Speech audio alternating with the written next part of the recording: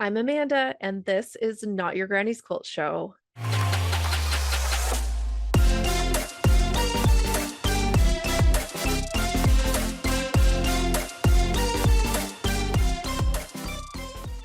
Welcome to today's episode, everybody. I'm so happy that you're here. I'm so excited to introduce you to Luci of Sea Garden Sewing. She is so cool, you guys. I loved our conversation. We chatted about so much stuff. We really got or she really shared a lot with me about the Ehlers-Danlos Syndrome, which she has, and has experienced just some differences in how she has to approach life. And it was just really great to hear from her and understand what that looks like and the accommodations that she's made for herself to make her own life easier, and especially when it comes to sewing and quilting. And so anyway, I just was really excited to get to talk about that. I cannot wait for you to hear her sewing story, how she got into quilting. She's a Riley Blake influencer, so she gets to sew and work with Riley Blake fabric. And she's a pattern designer. She's thinking she's going to release a pattern in June. So we'll cross our fingers and keep an eye out for that. And until then, please enjoy Luci. Hi, Luci. How are you? I am doing well. How are you? I'm so good. Thank you so much for being on the show. Yes, thank you so much for having me. I really appreciate it. Yeah. So you are Sea Garden Sewing on Instagram, Mhm. and you're a pattern designer, and Mhm. we'll get to talking about that. And yeah, so I've been following you for a little while, but I don't think I know your sewing story. So I would love to know how you got into sewing and quilting. Yeah, so I learned how to sew in middle school in like a home economics class Okay. and have always been kind of a crafty person. At camps, you'd always catch me in the arts and crafts barn. And growing up, I always thought that quilts looked cool. I always wished I had a grandma who could teach me how to make a quilt. And finally, nearing the end of college, I was bogged down by a lot of science classes and needing some sort of creative outlet. And so in December of 2019, right before the pandemic, I got my first sewing machine and started quilting. I realized, the internet is a great place and you can learn how to do anything on it. So Yeah. I finally decided I'm going to teach myself. And then quarantine happened. And so it was kind of a fortuitous thing in the sense that I already had a sewing machine and I suddenly had so much more time on my hands Yeah. to dive into a new creative outlet. Yeah. How cool. Yeah, it's definitely has like I started before pandemic, like a couple of years before, but it was like, oh, thank God I have this. Yes. I was in college, so it was class of 2020. We left for spring break and never came back. Yeah. And so it was definitely kind of a saving grace to have a sew along with all of these classes that were not meant to be online and just trying to find your place in this new world. So having some sort of creative outlet, something fun, and having a new community on the internet was really lucky for me. Yeah, that's so cool. So you're saying you wish you had a grandma who could teach you how to quilt. Did you just not have anybody in your family who did it?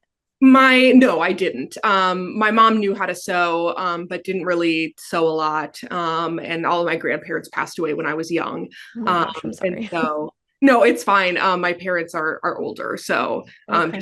what comes with the turf. But I would say that I had some creative people in my family, but the sewing thing just kind of took off on its own. Okay. Yeah. Wow. It's it's just so interesting to hear how people's different like dynamics of getting into it, because some people it's Mhm. like everybody in my family sews, or everybody in my Yes. family has like an art or a craft or something that they do.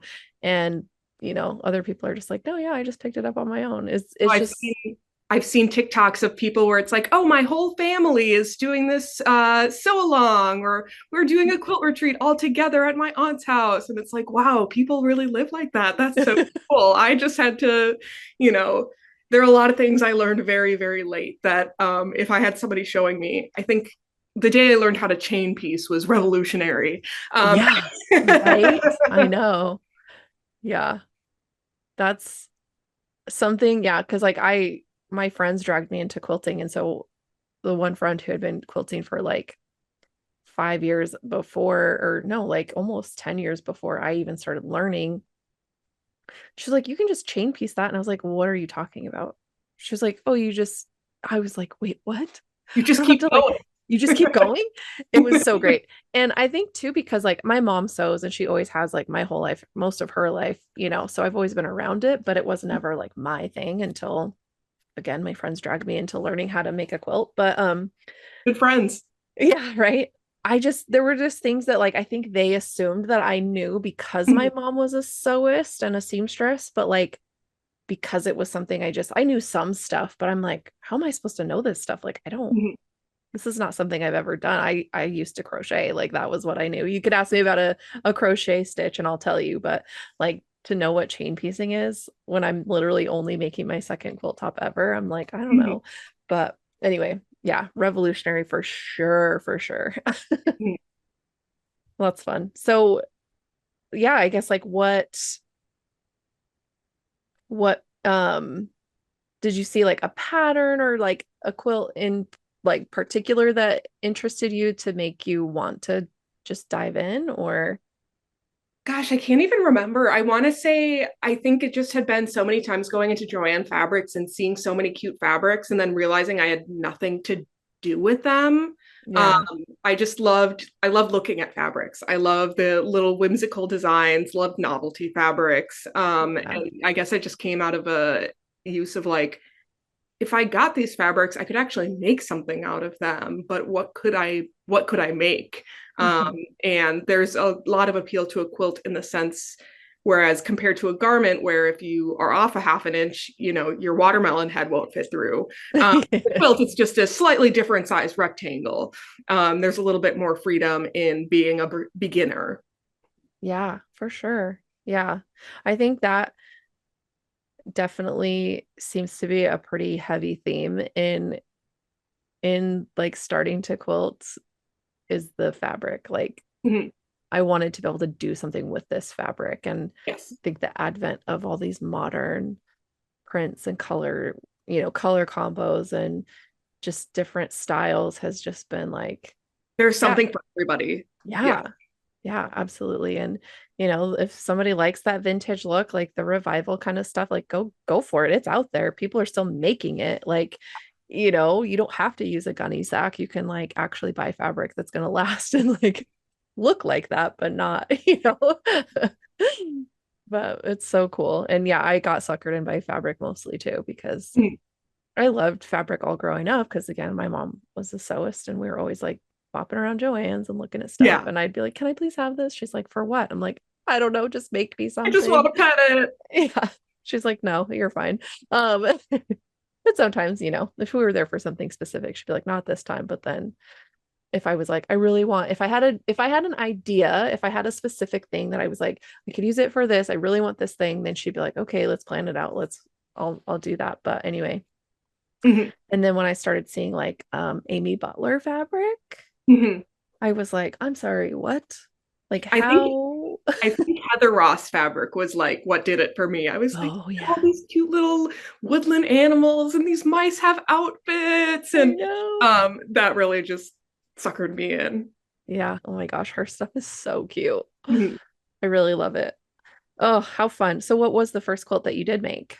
The first quilt that I finished was a log cabin, a very small log cabin baby size quilt. It was rainbow, but the strips were like an inch and a half. It wasn't the first one I started, but it was the first one I finished, and Okay. it was the one where I learned what chain piecing meant, and I was like, oh, I can work on all these blocks, and then I can iron all these blocks, and then I can work on it. Just I laugh thinking about it, but it went to a baby in the family who is now like 5, and um, Mm. it was very very fun. Backed it in some Joann's monster fabric, and um learned a ton.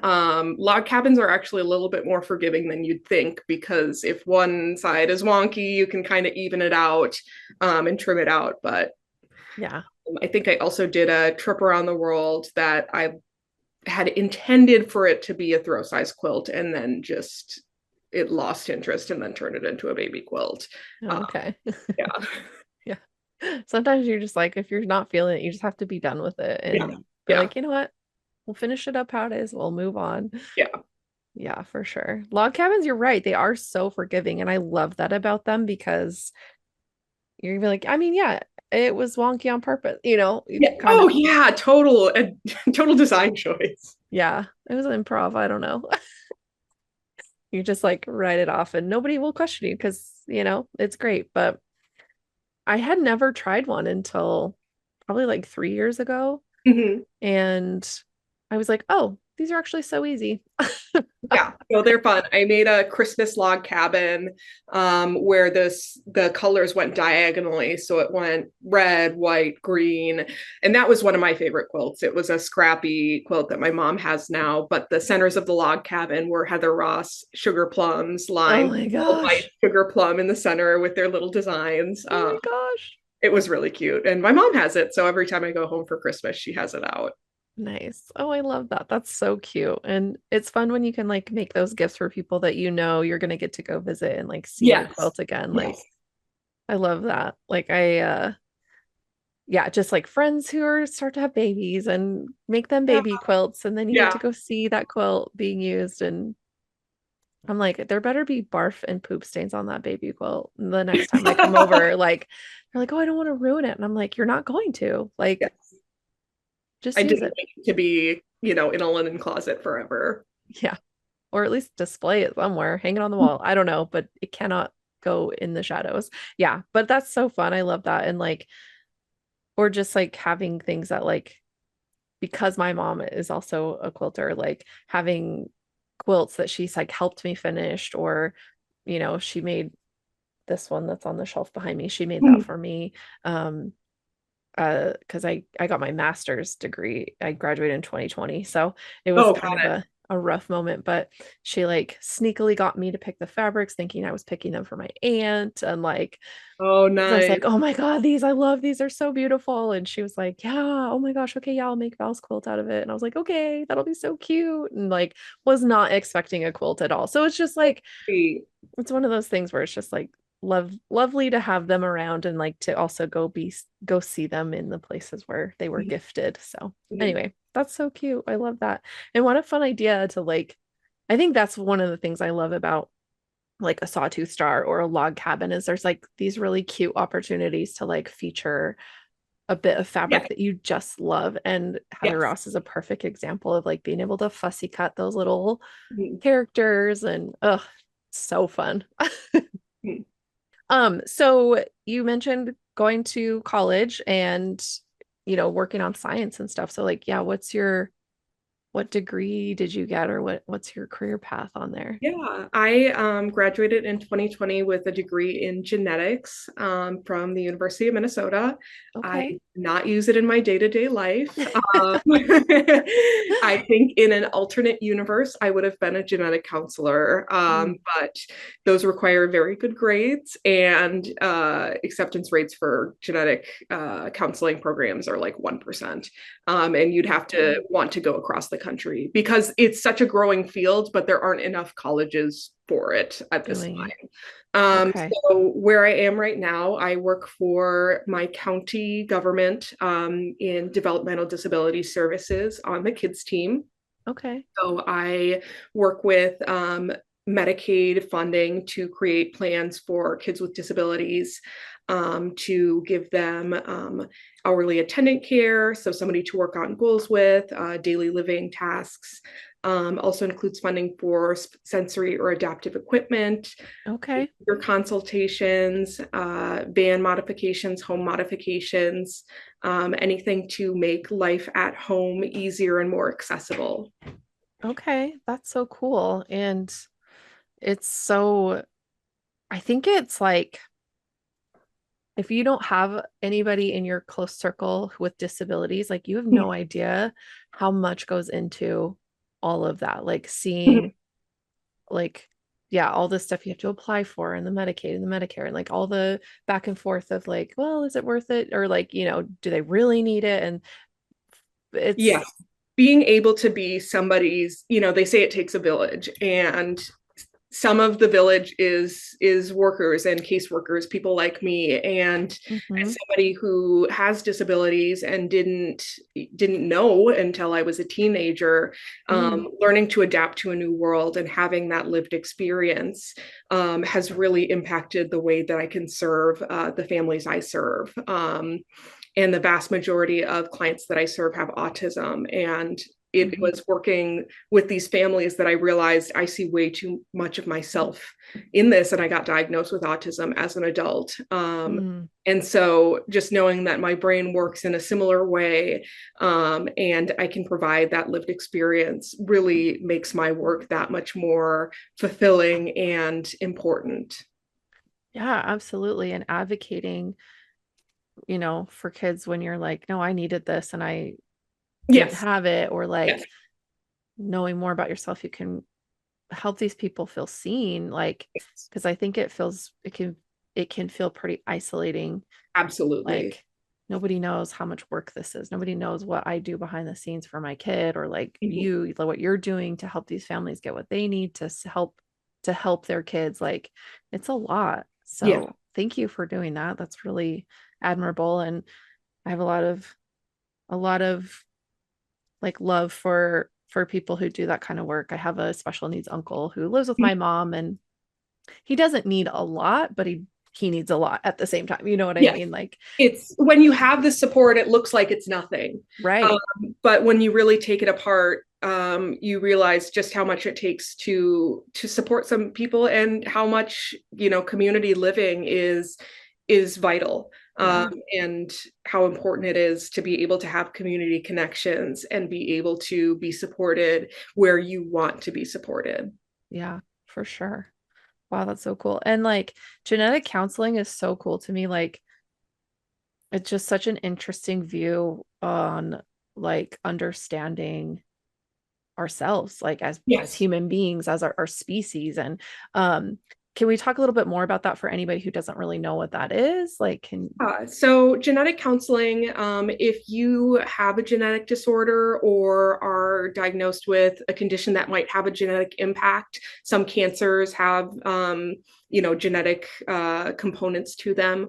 Or if you are wanting to have a child and have a genetic disease that runs in the family, a genetic counselor is the kind of person that chats with you, runs through your family history, draws up a family tree, and discusses different types of genetic testing that you might need to get, and different options that you have. So they really give the knowledge and empower you to make your own decision. I was diagnosed with a rare genetic disorder when I was 17, and the first person that I saw was a genetic counselor. Um, okay. and so my work is a lot more similar than you would think. Genetic counseling, I loved it because you were giving people information at their level and letting them decide in a way that um, was right for them. It might not be right for everyone, but decide what's right for them. Mm-hmm. And there's a huge aspect of counseling in my job.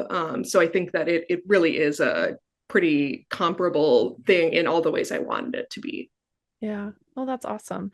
And thank you for explaining that. And I know it doesn't have anything to do with quilting, but at the same time, like it lets us know you more. And I think that Yes. that's important. I want to know the person behind the quilts. And um, it's just such an important piece. And like having more information, you can make a more informed decision, or you can know your options for decisions that you didn't even know were decisions. And I think the dignity piece is big. Like, when you have the information about, a genetic disorder that's affecting your life, or you're helping families with disabilities, and how are they supposed to know what all of their options are on their own, but giving that child, or giving themselves, the ability to live with some dignity and like Mhm. handle the challenges that come from Mhm. having disabilities, like with some dignity, and that part of it is so big. So um wow, how cool.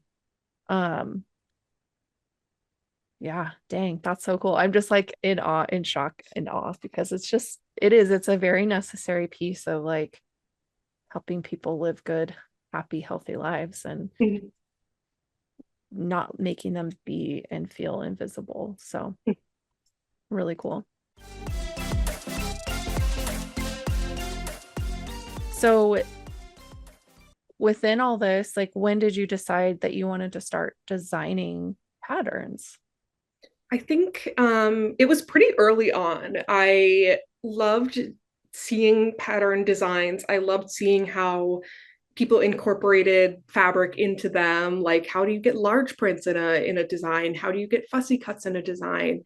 And a lot of the patterns that I've come up with deal with, what if I made this block but in this way? Or what if I combined this block with this block? What if I, so my first design embrace is came from, what if I did a um, bear paw with an economy block in order to feature some fabric that you maybe didn't have a ton of, but you still wanted to feature. Yeah.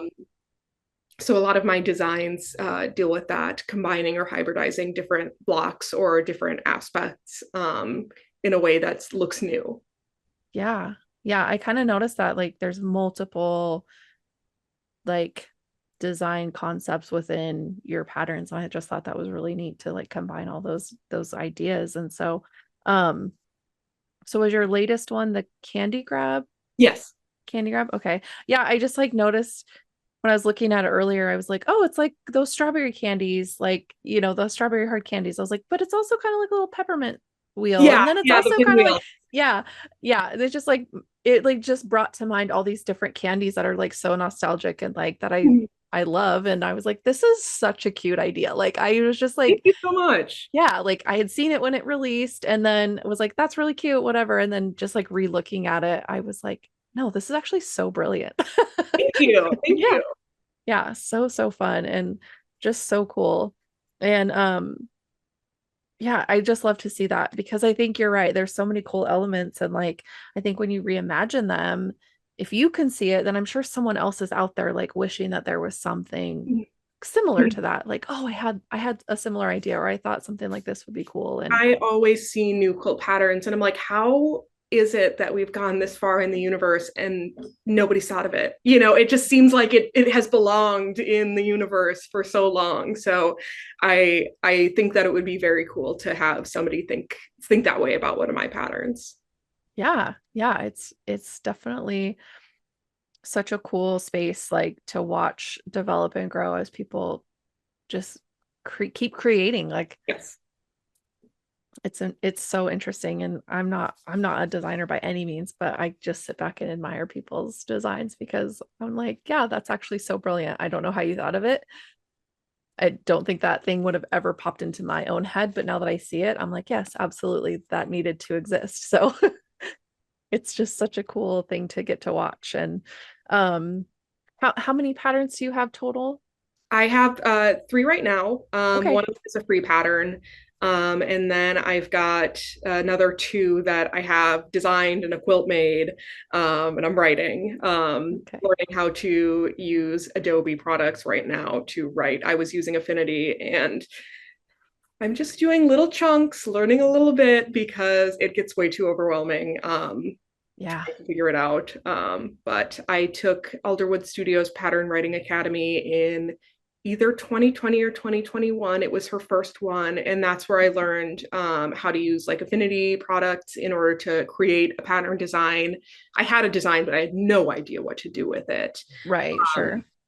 you can tinker around in pre-quilt or go on graph paper and kind of come up with something, but it was that course where I learned how to actually make it into a pattern that somebody could follow. Yeah.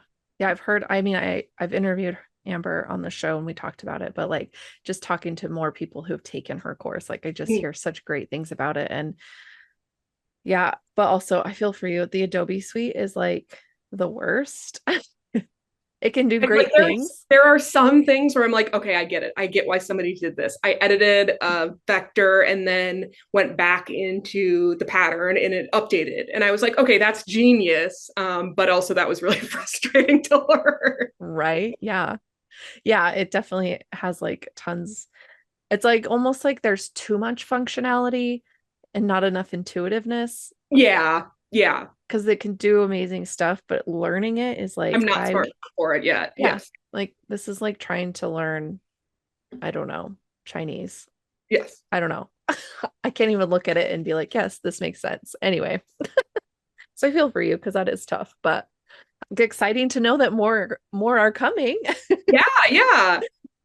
That'll be so fun to see. And I'm looking forward to it. So are you still currently, or did you just do like 1 year? Because I saw that you were a Riley Blake influencer at one I'm point. still going. You still are. Okay, that's awesome. How's that been? It's been really good. Really, really fortunate to be a part of such talenting makers. I see what people create all the time, and it is just incredible. But being able to make full quilts with fabric, I mean, including the backing, binding, everything, getting Yeah. to see new fabric designers who have come out with a bunch of different lines is so cool to think that, when a line comes out, somebody might be looking at my project that I made with it as inspiration is really incredible. So I've had a really good experience. It is definitely something new to get used to, so much deadline sewing. Mhm. I am not the most organized, deadline driven person. I kind of need them in my life, but I hate them. Mhm. And so that's been a learning curve, especially when sometimes fabric shipments are late. But it has been such a cool experience and has really given me the materials to grow. Yeah, that's so cool. And I think that's one thing that like uh, doesn't really get talked about a lot is just like the amount, like the deadlines. I think people think, oh, I'm just gonna get all this free fabric. It's like, no, yeah, but you still have to make stuff with it. And you have to post at certain times. You have to have things done in a timely manner. And like it's not just a freebie giveaway kind of Yes, and thing. I do want to say that Riley Blake's maker program, they do pay their makers Yeah. in addition to the free fabric, which is really incredible, and I think is something that, obviously as a maker I want to see spread, Yeah. because you're right, it's more than just free fabric. It's whose design are you using, whose thread are you using, what batting are you using, what notions are you using, Mhm. whose time is that you're writing these blog posts. So while it is really an incredible program, I also do want to shout out that the makers are paid Yeah. quarterly. Yeah. That's incredible. And I did notice that about their program versus, some other ones that don't pay. I just think as a quilter for hire, it's like my time is money. Like if I'm spending my time doing something, it either is my free time and I'm doing it of my own free will, or I'm getting paid for it because like I value that. And so to see that be brought forth by such a huge design house and be, such an open opportunity for so many people, I love to see that because I hate that notion that, well, Closure you should, doesn't yeah, put on the table. Yeah. yeah, or just like you should be so grateful that I even asked you. It's like, well, excuse you, like I have better things to do than be your lackey, like I don't know. And not to say that like so many people think that way, but I think it's because sewing and quilting has historically been like quote unquote women's work. I think it kind of coincides with that. So it's just I like to see that a big company is taking steps forward to improve that and to make that better for people because like yeah, I want to use your fabric. I want to influence with you, but what are you going to give me too? Like you're getting my time. So anyway, blab about it all day probably, but we won't. Because it's about the fabric, it's about your experience, and I love that you're having a great experience and getting to stay in it and continue to be inspired because I think that can be the hard part too, is just like, do I really want to sew anymore? But Yeah, I think that being able to expand past quilts, you could make a quilt every single time, but oh my gosh, that would be exhausting, making a Mhm. quilt every single month. So I've leaned into some bag making, just like beginner bag making. So that's been really fun. Learning to do something a little bit different out of necessity, but learning to make different bags, little pouches, things like that. Kitchen goodies. I have an oven mitt and some pot holders that I use all the time. Has been really fun. That's so fun. I actually have like a bunch of pot holders, like quilted ones that I use as like wall art Mhm. because I just It's a like it. mini quilt. Yeah, I mean, honestly, that's they are, but it's just funny because like people will be like, "Is that an avocado?" I'm like, "You bet it is." It's a quilted What's it do avocado. you? Yeah. I'm like, yeah, and is that a cat? I'm like, yeah, it is a cat made out of cat fabric. Absolutely. Uh, but it's just so fun. And I love that, it seems like by doing it, it's kind of pushing you out of your comfort zone Definitely. of just making quilts. Excuse me. Covering my mouth like it's gonna get on you. Um, but I love that because I think we kind of can get stuck as quilters, like, Mhm. okay, what pattern do I make next? Or do I really, yeah, like you're saying, like, do I really want to make a full quilt every single month? Like, no way. That's really hard. Even when you're getting paid lots of money to do it, it's still really hard. Yeah. So that's good that it opens it up and offers you. What's your favorite like bag you've made so far? Ooh. I made a popcorn pouch, a few popcorn pouches. Those are Oh, really cool. It's like a popcorn bag in that it's flat when it's empty, but you open it up and you put enough stuff in it and it kind of puffs up like a popcorn pouch yeah. in the microwave. I'm blanking on who created it, but it's called the popcorn pouch. Those were really fun to make, and I gave some of them away for Christmas gifts that were very well appreciated. Yeah. Oh, I bet. That sounds so cool. I love like a clever little bag that like Bag makers are so creative. seriously. Yeah, I love it. That's so cool. Oh, I'm gonna look that up now because I want to know um who that is and make one maybe because I love making bags too. I think it kind of is a natural progression. Like you're a quilter, but then you're like, well, what else can I do with all this fabric? And it's like, what about a dress? What about Or you love someone, but you don't love them enough to you're like, you get a zipper you just pouch. don't have the time. You just don't have it. So what else can I make that shows Yeah. that I love and care about them if they maybe even wouldn't appreciate a full-size quilt or you just don't have the time. Hmm. You love to Yeah. people. Yeah. Yeah, exactly. No, it's great. It is a great way. And it's a great way to be able to like use up some scrap. Like my mom and I have made so many like, just zippered pouches for like cosmetics or to throw in your purse or in your backpack or whatever, just because we had scrap fabric laying around. We're like, I can make a bag out of that. Or like pieces that came off of, trimming a quilt. So there was some stitching on the backing. It's like a batting and backing piece, but Yeah. there was no quilt top on it. So we kind of would just put another piece of fabric on top of that and use the quilted side on the outside, whatever. Like we just found different ways to use those kinds of scraps because I'm like, I don't want to throw that away. Like, It's fun too. It's that memory of, oh yeah, that came from XYZ. yeah, yeah. At one point I was making like what are they called? Like the coffee sleeves. Yes.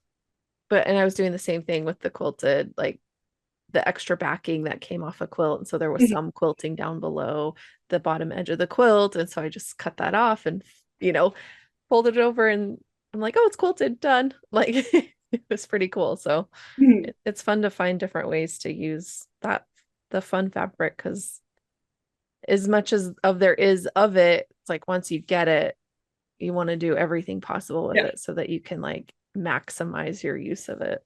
Yeah. Yeah, that's so fun. Do you think you'll continue to do it like as long as I'll have you?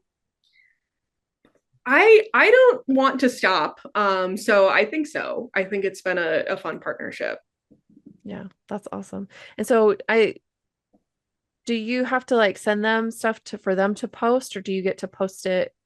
Do you have your own blog or So they've got a WordPress and I have access to create a blog post. So I do it all and then I put it as pending. And then I think they maybe move around a couple words in the title to make it SEO optimized or add tags or something and then post it.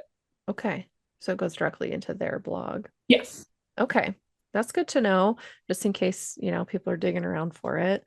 Yeah. And you can search your own name or somebody else's name and see every single blog post they've created. Okay. That's good to know.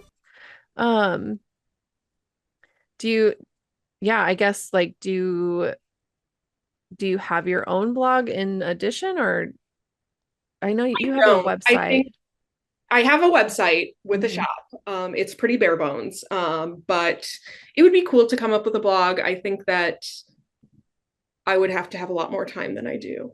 Right. I Yeah, love I learned from blog tutorials, but I don't quite have the time to. Um, I mean, I suppose I could post what I post, on my blog as well. I'm sure some people do that. Um, sure. yeah. Yeah. I sometimes the amount of stuff that I see people do, I'm like, I literally don't know how you have time to Yes. have a blog, have a full website, have a business, be on Instagram constantly. Like I don't I just don't know. I'm like, I don't, unless I'm just like so lazy that I don't have the energy for any of it. And I'm like, I don't get it. Yeah. Yeah. It's a lot, but so I don't blame you for not having one. I was just curious if I No, you're so fine. there if you were like, no, that one's enough, Yeah, I would think so. Just even writing captions sometimes I'm like, ugh, Yes. I Yes. don't want to. I don't want to, or am I even interesting enough? Do people even care? Am I just shouting into the ether? Because not all posts make it big, sometimes it's me and 12 great friends. So I hear ya. Yeah, yeah, for sure. And you're like, what am I doing? And then your next one goes big and you're like, oh, I'm so famous. Yeah, it's tricky and like, I don't know, navigating being perpetually online while also trying to run a business while also like trying to like live my life. I don't know. Or even like sew. Yeah. That is something that, you don't quite expect of like, you do so much like pattern writing and it's like, wait a minute, when do I get to sew? It's Hmm. just things like that some people must really juggle a lot. Yeah. Yeah. To have like, because I see, some designers, they've got multiple samples by the time they're done writing their pattern because they're like, Mhm. oh, I sewed through, but then I changed this and then I sewed through it again. And I'm like, the whole thing, the Yeah, whole time. Like, are you kidding me? yeah, One quilt is fine, it's like, yeah, I don't know. I yeah. don't I've know. started doing two, and it's a lot to show like either a different colorway or my candy grab quilt was fat quarter friendly, so I did one yardage and one fat quarter.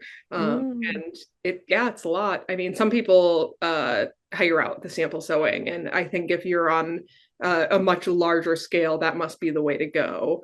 Either that or yeah, they've got some secret pocket of time that right. that I don't.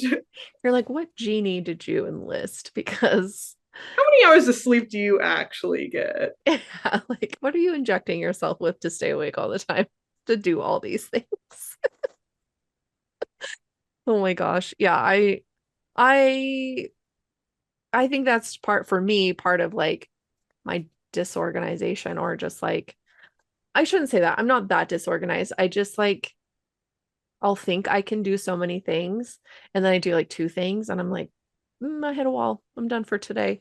Mhm. And it's like there's nothing that's gonna make me get up and be able to do like the other three things I had planned for the day. So, I know, at least personally, I have ADHD, and my ability to predict how long things will take is so impaired, so impaired. I think something will be really quick, and it never is. It's never as quick as I think it's going to be. yeah, same. I'm like, I'll just do that real quick. And I'm like 3 hours later, Three I'm like, hours oh later, you're like, wait my a God. Yeah. minute. Yeah. That's like, I don't know how it is for you, but for me, if like I'm sitting down to sew something, I'm like, oh, I can have this done in like 5 hours or whatever. If I'm trying to estimate how long it's going to take me to make something. And then like 15 hours later, I'm like, oh my Yeah. God, like Yeah. why?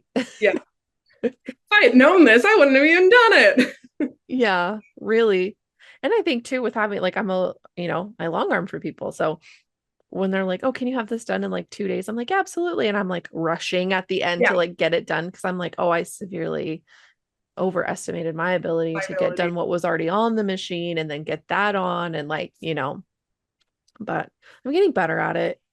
I just perpetually, like, I shouldn't say perpetually. I just really want to be able to say yes to people. Yes. So also being able to say no is hard.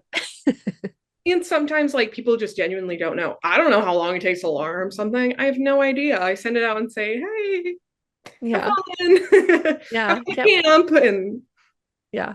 Can't wait to see it. Yeah. And I'm a pretty good judge most of the time. It's just, I think still adjusting since, everything like I went from having me and my mom to now it's just me Mhm. long arming. So it's just slower because I'm just one person. I think that's Yeah. it too, is like adjusting my own expectations of what I can do Yes. versus being like, oh yeah, we'll get that done lickety split. No, it's just me. Who's we? It's me. My cat doesn't help. Yeah. She's actually kind of I don't even let A her in. hindrance? Yeah. No, Maggie right now, who is snoring at the other end of the couch, I have so many pictures of like me having 2 blocks of fabric laying down in the entire apartment, and somehow she finds it and lays down on it, looks up at me all proud. Look, I found your partially made quilt. And it's like, Yeah. you have black fur. It's everywhere. It's all over the batting. Yeah, for sure. I know. I don't even let my cat out where the long arm is because I'm too scared of her hair to get on everything. Oh, But yeah. it's I'm just like so grateful and fortunate to be able to have a separate space. But because she would like if I'm working on my own quilt inside the house and I lay it down, she's on it. I'm On like, it. Betsy. And she's a calico. She's a long-haired calico. So Oh, she's got the fur. she's got hair. That girl's got hair. Oh, yes. So, it's a fight, but it's fine. It's fine. They're just approving the work and telling us they like it. Quality assurance. Yeah. Yeah, exactly.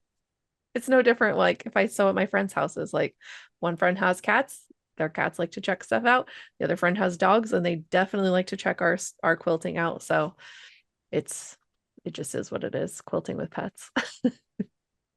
Even when you make them their very own quilt that they could go lay on, they're like, no, no. This new one, that's where it's at. Absolutely.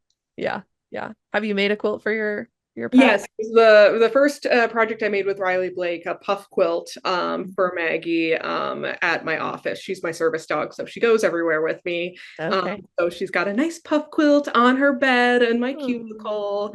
So she gets quite cozy when she sleeps on the job. oh, I love that so much. That's so cute. Um, okay, so I do want to kind of go back, and if you don't want to chat about it, we don't have to, but you did mention that you were diagnosed with a disability when you were Mhm. 17. And I think you did post it on your Instagram. It's Ehlers-Danlos syndrome. Okay. And so I think I like know it's kind of like affects your joints Mhm. and like it's not connective tissue, is it? It is. It is. Okay. Yeah. Mhm. So like connective tissue. And can it be like vascular too? So, yes. So, Okay. Ehlers-Danlos syndrome is a defect or disorder in your collagen, which is the Okay. most abundant protein in your entire body. So, it is your connective tissue. And when we think of connective tissue, we think of skin, joints, but it really is everything. It's organs, it's systemic. Mhm. Collagen is your entire body. Right. So there are 14 different subtypes of Ehlers-Danlos syndrome, and Okay. most people have the hypermobile subtype, which I do. Um, Okay. the Ehlers-Danlos Society is doing a full genome study of 1,000 people worldwide with the clinical diagnosis of hypermobile EDS to see if they can find out what gene or genes are responsible, because right now they don't know. So you Okay. don't go to a doctor and get tested necessarily for the hypermobile subtype. They just look at your body and rule out any other subtypes. They can rule out subtypes with like a blood test or a skin biopsy, but for the hypermobile subtype, they just don't quite know what causes it. Okay. So it would be like what some people would think of maybe as like double jointed, like, oh, I Yeah, can bend my so thumb back or my elbows hyperextend. Okay. so about 10 to 20% of the population is hypermobile, is double jointed. Okay. But for the vast majority of those people, that comes without chronic pain, nervous system disorders, gastrointestinal system disorders, Sure. eating complications, easy bruising. I mean, really anything, any system that you can think of can be compromised when you have EDS. So while the most visible symptoms might be being double jointed or having stretchy, soft skin, it isn't necessarily the biggest detriment to you. It might be something else. Okay. Wow, that's interesting. Um, I guess, yeah, like what led you to getting tested for it? Were you, what were you seeing? So when I was a teenager, I started fainting. I started whenever I stood up, my vision would black out, and I started fainting because of it. So it would just be going from sitting to standing. Okay. So they diagnosed me with a nervous system disorder that is pretty commonly known to happen in people with EDS. So it turns out that every time I stood up, my blood pressure was just tanking. All of my blood Oh, was following gravity. And so none of the blood was getting to my brain. No oxygen was getting to my brain. And I would just faint. wow. And so I was diagnosed at the Mayo Clinic. And then a few years later, I started having chronic pain and other symptoms that were pretty consistent with EDS. So I actually went to my pediatrician and said, hey, I don't know how to say this, but I think I have this, rare disorder. Can you please believe me? And fortunately, she did, and got diagnosed when I was 17. Okay. Wow. That's so hard. And to just like advocate for yourself though and say, like, I know what I'm going through. Like, can you please just help me? Yes, and I am very, very grateful to that doctor for believing me, because a lot of doctors, unfortunately, they see a young woman on antidepressants and they come up with a story. Mhm. And unfortunately, a lot of times that isn't the whole story. Right. Yeah. And you're like, what about everything else about my life? Mhm. Ugh. Well, I'm glad for you because I know it can be so hard.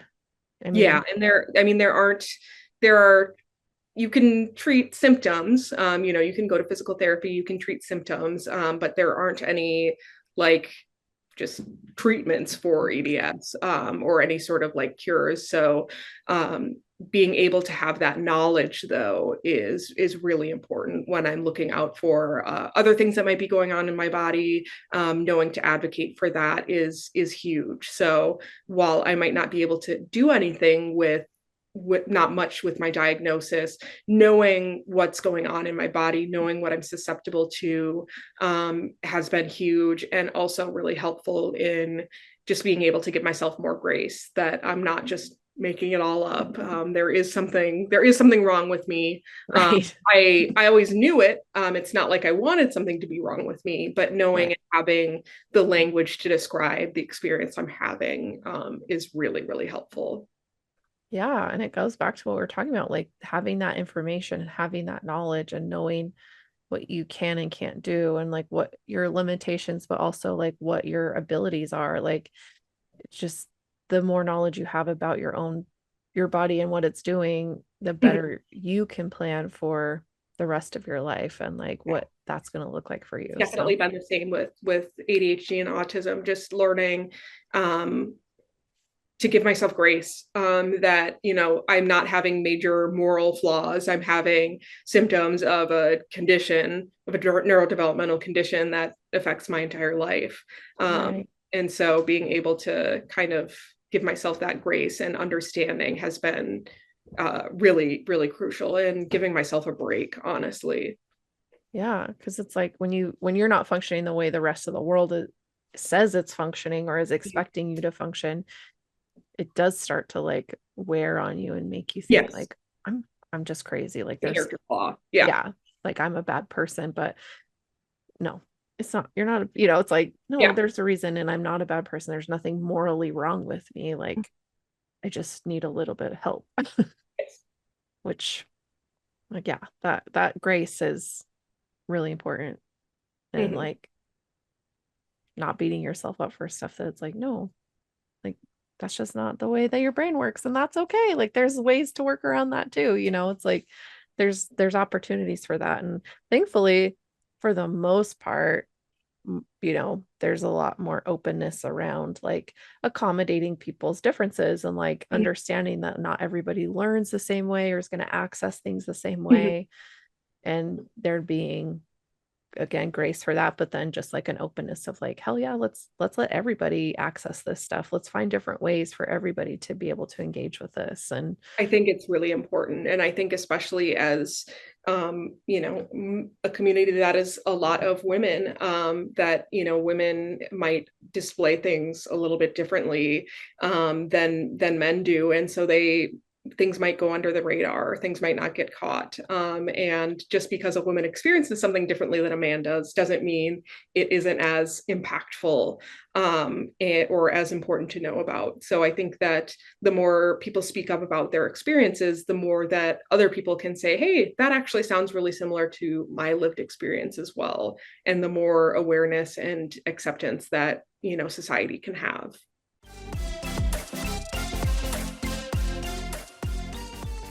yeah, for sure.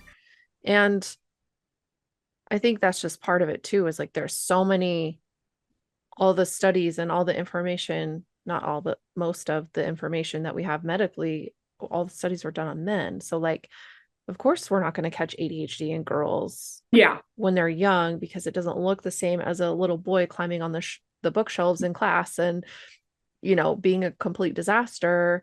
Like that's a more outward visual, whereas in a girl it looks like more emotional, Mhm. a little bit disorganized, kind of flighty, whatever the symptoms are. Like, and I used to be a elementary teacher, so I saw it all.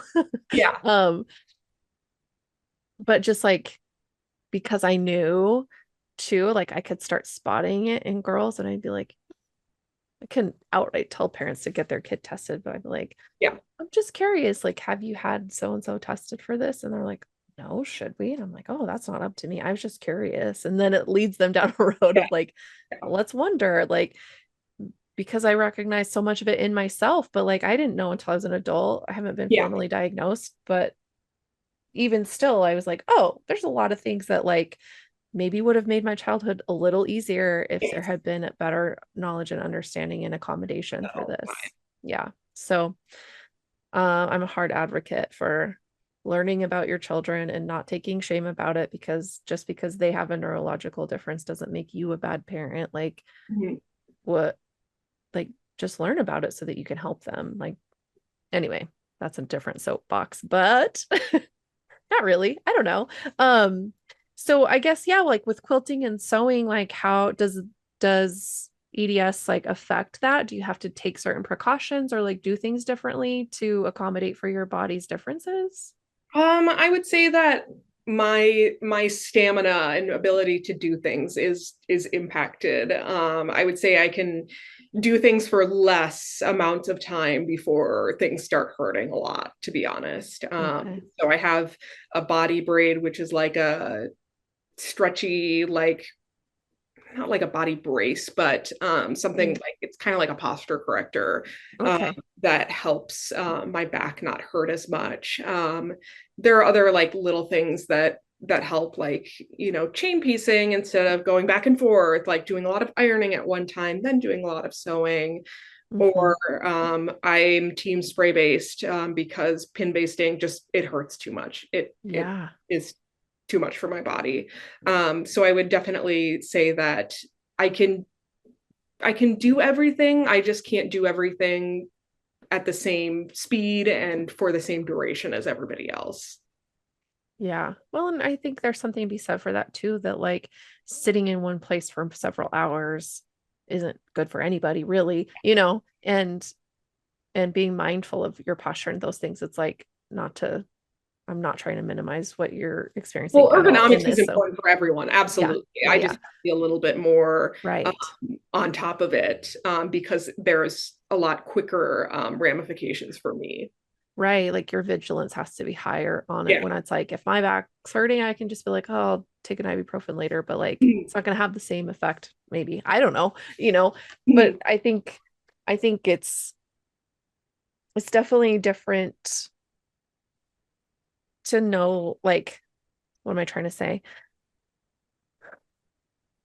I think just being mindful of your body in general is so good, but I think when you have something that like actually is going to really harm your health in in a shorter, like you were saying, a shorter amount of time, it's like probably so frustrating when people are like, "Oh, I just do all these things." Like we were talking about, like people getting so much stuff done when you're like, "But I have these limitations that I have to acknowledge." And I think it's hard in the sense that I compare myself to others when other people have completely different circumstances than I do. Um, right. you know, I need to sleep way more than the average person. And I still compare myself to what everybody else is like, even though they don't have the same story that I do. I think that's just a very human thing, and we all have our own thing that we're dealing with that other people might not be. Um, but I'm definitely trying to remind myself that I am living in my body with my experiences, and I'm doing the best that I can with what I have. Yeah, and that's valid, period. Like full stop. You don't like I don't like, because I do it too. I feel like I have to justify, like, well, I have eczema, so I have to be careful about this, or like I have, these knee and back problems, so I have to be careful about this. Like I feel like I have to justify to people why I'm saying no to something, or why I eat a certain way, or why I do certain things. It's like, well, but you weren't in a car accident when that messed up your knee and your back. You don't have the same food allergies I do. Like you don't have any food allergies, so you don't have to think about it, but I have to think about it every second of every day. It's like those visible to you, but like invisible to other people if they're not paying attention. It's like that feeling of need, like, no, but I really do need this, like that justification. I'm like, I wish we didn't feel like we had to do that. Yeah, yeah. It's wanting to be agreeable and wanting to go with the flow, and it can be hard too because most of the things in the world, like I can do, it just might be really difficult for me. I use a wheelchair in my day-to-day life, and I can walk, and that's really hard. It can be really hard for other people to understand. Hmm. Um, because for me I get exhausted way too easily. Things start hurting way too easily. I get lightheaded. Hmm. But to the average person, they just see, okay, well, that girl just stood up. What the heck is she doing? Um, so, everybody's got their own story and their own things that they're dealing with. And it Hmm. can be difficult to speak up and not be agreeable. I think we all just want to um, go with the flow and be easy breezy. Yeah. But Yeah. I mean, it's worth it to ourselves. We owe it to ourselves to do what's right for us. Right. Well, and I think it's this compulsion to like call somebody out or to catch somebody out, like, oh, you're faking, you don't need that. It's like, why would you assume that? Like, what are you projecting onto me that like what is living inside your brain that you're assuming that I'm faking this, or that I'm just crying for attention? Like, it's like that's on Yeah, you. That's not on me. it got to the point where it was years that I think I probably would have benefited from a wheelchair, probably close to 10 years. And it finally was, it was after I got diagnosed with autism, and thinking, how many things in my life am I doing at a detriment to myself just because Mhm. it makes me appear more palatable to others. And so just thinking about all the things in my life that I was doing just to appear normal. And that was one of the things that I was doing, was walking around and then being exhausted at home and crying after long days and being Yeah. miserable. And I got a wheelchair and my life got way better. And people might not understand that. And that's okay with me, to be Yeah. honest. Right. Like if your life is better, you can do the things that you want to do. It's making things more accessible to you. That's all that matters. Like other people's opinions, you're like, you're not living my life. So what do you Yeah. care? You I'm know? so much happier using the tools that are available to me. So you might look at me and think that that's sad, but I don't care. Yeah. You're Yeah. like, I'm actually really happy. Thank you for asking. Yeah, that's awesome. Well, good for you. I'm so glad that you're using the tools that are there to help you because yeah, I think especially as women, like we deny ourselves support because we're like, oh, I'm just being a whiner. I should just be more, yeah, like you're saying, like, I'll just be agreeable. I don't want to be a burden. It's like you're a person, you're allowed to take up space. Mhm. Your life is your life, your experience is yours. Like nobody else has any weight in you deciding what you need to do or like you embracing, you know, taking care of yourself and putting yourself ahead of everybody else because who else is going to do that? Exactly. But that's cool. I'm so glad you have that. And yeah, any naysayers can just skedaddle. Yeah. They don't belong here. Well, thank you for sharing that and talking about it because I think again, it's like probably, you don't look any different. It's like, Mhm. people's ignorant response, well, you don't look like da da da. It's like, okay, well, I don't have to look a certain way to be disabled. Like, No, I had somebody tell me once, you look worse. And it was just because, I have a wheelchair now and I have a service dog now. And it's like, actually, I'm feeling a lot better than I was because I have tools that help me. And I'm sorry that I am more to look at than I was before, but I really am not. yeah, you look worse. How Yeah. rude. The Yeah. audacity. Wow. I would be like, excuse me? What? Who says that? Oh my gosh, how rude. Well, then again, it's like, I think something like that, when you start fully embracing who you are, it really shows you who's actually in your corner and like who's actually there for you and not like they don't let their own crap get in the way of being in a friendship with you or in a Yeah. relationship with you. Like, Yeah, it turns out that people actually do love me for who I am, despite what my brain has been lying to me about. Um, right? yeah. Yeah, yeah. Oh, wow. How empowering too to just be like, well, look at me. I'm in a wheelchair. I'm happier than ever. I've got a dog. Like Yeah. these helping tools. Sorry. Yeah, it's like, what do you quilt with a a knife blade? Like, do you cut your fabric with a knife blade? No, we have inventions for a reason. Like we have tools for a reason. You wouldn't unless you really love like quilting like it's the 1800s, like using scissors and cardboard templates that you draw yourself. Like we have rulers, we have rotary cutters, even ergonomic ones. Like we have all these tools to help us do the thing that we want to do better. Like it's the same thing. Like, Yeah, and I mean, even we have cars because you could walk to the store, but it would take you a really long time and you might get tired. So you mhm, can drive. Like it's the exact same thing. It really is. And right. so the notion that some accessibility aids are okay and other ones aren't, glasses are completely socially acceptable. Yeah. It's very interesting. So I think the more we talk about it, the more Yeah. normalized these things are. Absolutely. Shine some light on it. Don't let it live in the dark. Don't let people stay ignorant. It's like if you are just because you are, then great. Well, here's some more information. Now Mhm. stop being ignorant. Yeah.